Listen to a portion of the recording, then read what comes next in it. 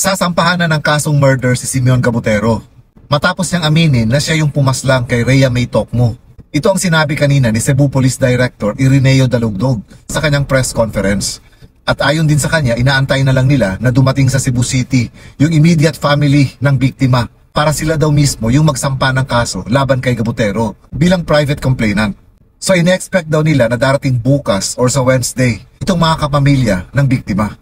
So dun nga sa press conference kanina, sinabi ni Police Director Dalugdog na 3 ebidensya ang kalakip ng isasampa nilang kaso laban kay Gabutero. Ito daw ay yung testimonial evidence o yung mismong pag-amin ni Gabutero na siya yung may gawa ng krimen. Tapos circumstantial evidence. So itong circumstantial evidence kasama na dito yung testimonya ng tricycle driver kung saan sumakay itong biktima at kung saan niya ito ibinaba. Kasama na rin yata dito yung video footage na hawak ng mga pulis, na kung saan sinasabi nga nila na makikita doon na sakay ng motor si Gabutero at ng isa pang suspect, na kung saan makikita sa video na yun na bit-bit din nila yung karton na kung saan allegedly isinilid ang bangkay ng biktima.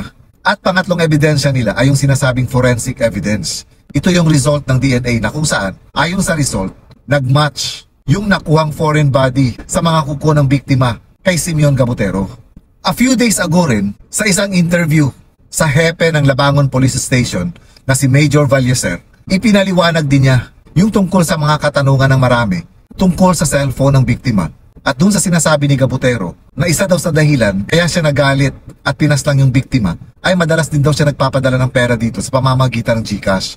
So ang tanong ng mga netizens ngayon, asan ang mga pruweba nito dito sa inamin ni Simeon? So ayon sa paliwanag ni Major Valleser, ang sakop ng investigation nila ay para tumbukin kung sino ang may gawa ng krimen. Kumbaga, umikot yung investigation nila para alamin kung sino talaga ang pumaslang dun sa biktima. Ngayon, itong sinasabi tungkol sa GCash, tungkol sa mga pruweba kung totoo nga bang magkasintahan si Simeon at yung biktima, ayon kay Major Valleser, hindi na ito sakop ng investigation nila.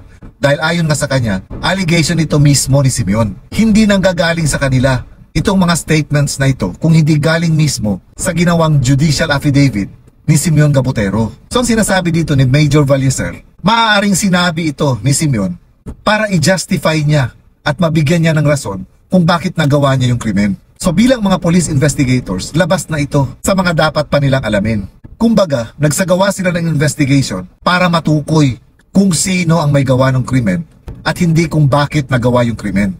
Malamang itong mga statements ni Simeon tungkol sa pagiging magkasintahan daw nila ng biktima at yung mga sinasabing resibo sana ng GCash na allegedly ay pinapadala niya doon sa biktima, malamang lalabas na ito kapag nagsimula na yung hearing. Malalaman din kung magkakaroon na ng paglilitis yung kaso kung ito nga ba ay mga alibis lang ni Simeon at may ibang dahilan talaga kung bakit nagawa niya yung krimen doon sa biktima. So ang sinasabi rin dito ni Major Valleser, nung gumawa ng judicial affidavit o nung mag-self-confess si Simeon Gabutero, doon niya isinalaysay lahat yung tungkol sa anumang meron sila nung biktima.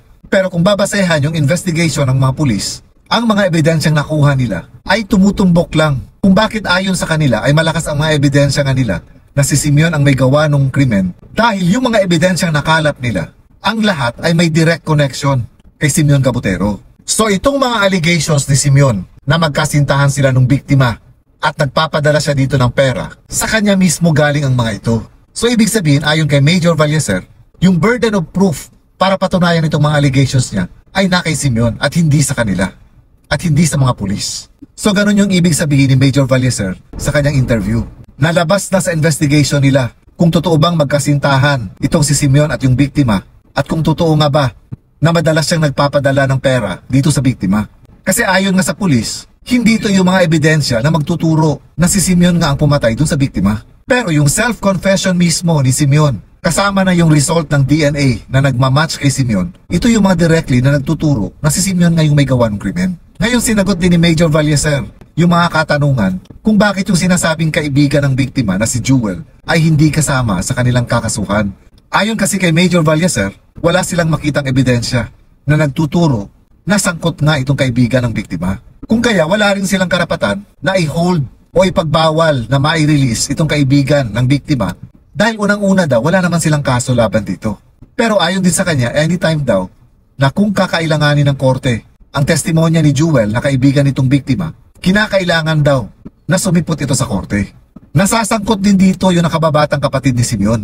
Pero ayon kay Police Director Dalugdog, inaantay pa nila na mag-execute ito ng judicial affidavit. And that's the time, malalaman nila kung i-consider ba nilang accomplice itong nakababatang kapatid ni Simeon. Dahil unang-una, menor de edad na ito.